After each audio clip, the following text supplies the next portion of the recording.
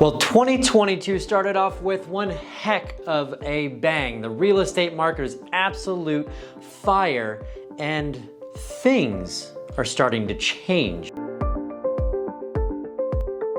Now, before we jump in, I'd love for you to like this video and subscribe. That really helps the YouTube algorithm know that this is something that it should put out there.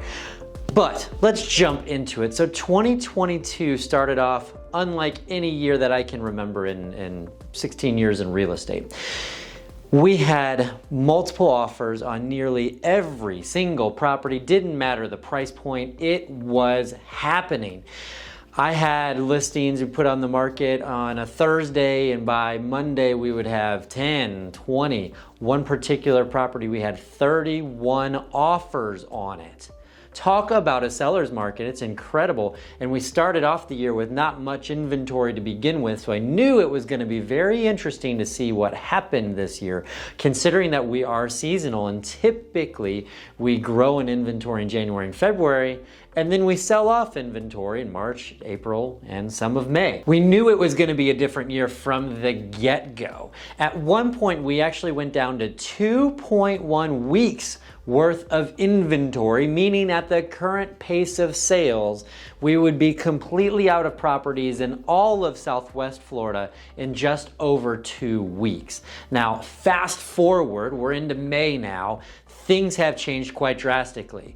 We have approximately 1 month worth of inventory, okay? So double the amount of inventory than we had just in February. In 3 months' time, we have double the amount of inventory.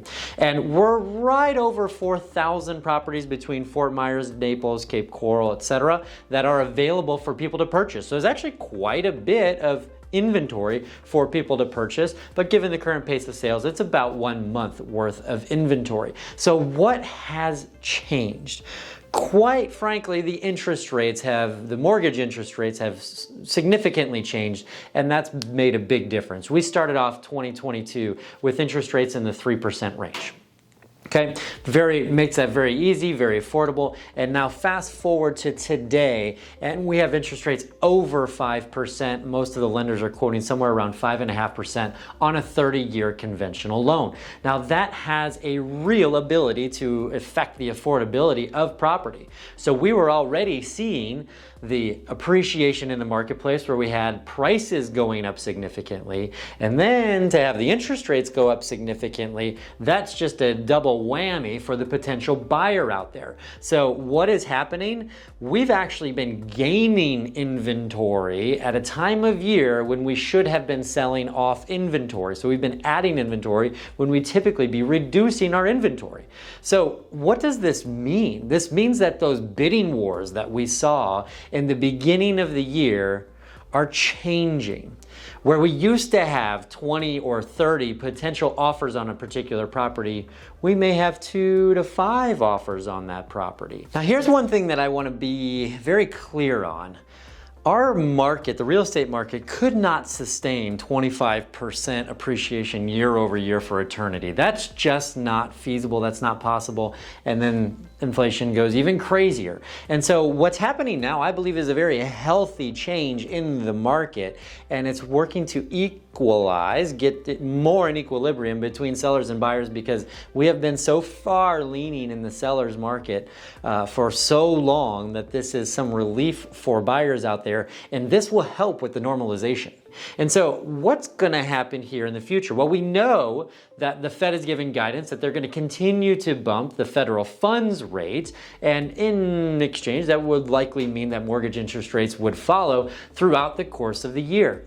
Now, the only way that they can get control of inflation, because we all know that that's a bit rampant these days, is for those interest rates to get higher than what the inflation rate is. And the estimates right now are around 8%. And so that is a really big deal. If mortgage interest rates keep pushing up, that's going to cause more affordability problems for buyers. And so we're starting to see some of the sellers out there saying, hey, if this market is shifting, I have been waiting to sell, and now's a pretty good time that I think I want to sell so that I don't have to hold on to the property if the market shifts and prices start to decline.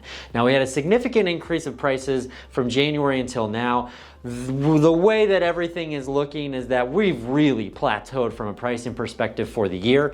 That could change. I have no crystal ball, but we're starting to see that change.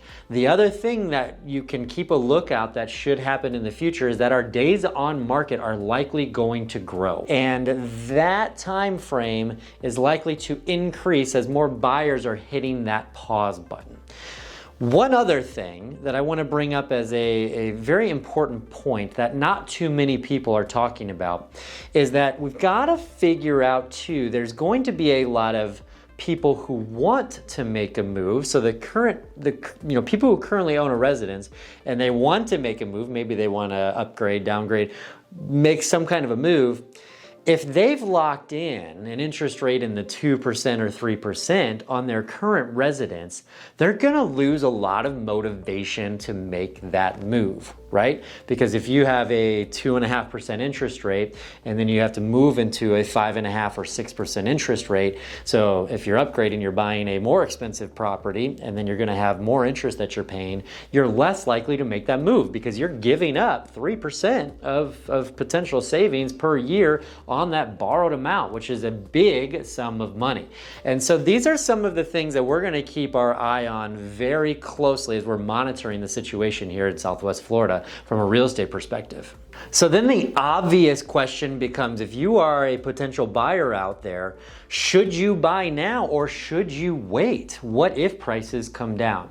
Well, what we're seeing in all the forecasts are that the interest rates are going to continue to go up, as we had already discussed, for the remainder of 2022. And so locking in an interest rate is a big deal. If you're a cash buyer, that's a different conversation, but it's a big deal to be able to lock in the interest rate at today's rate compared to what that will be in the future. Now, most people think that, hey, I'm locking into this 30-year payment, but if and when interest rates would go down, well, you can simply refinance at that time. You're not locked in for that full 30 years if you refinance or sell that property. And so from that perspective, sooner rather than later could make a lot of sense.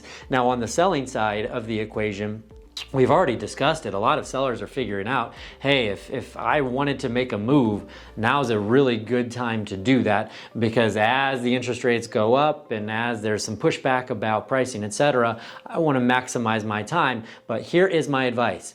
Don't be greedy. Don't be greedy. And that's very tough. So we've been very spoiled as sellers in this market. And so now we've got to have a conversation around how can we price, what's the pricing strategy that will gain attention for it without being what I'll call predatory pricing. So with predatory pricing, nobody likes that. Nobody wants to feel like they're being taken advantage of, pricing just astronomically high, and days on market, if those grow, that's a real problem. So let me know your thoughts. Do we think that bidding wars are going to come back? Is this the end of it, period? Let me know. Love to hear from you. Have an amazing day. We'll talk soon.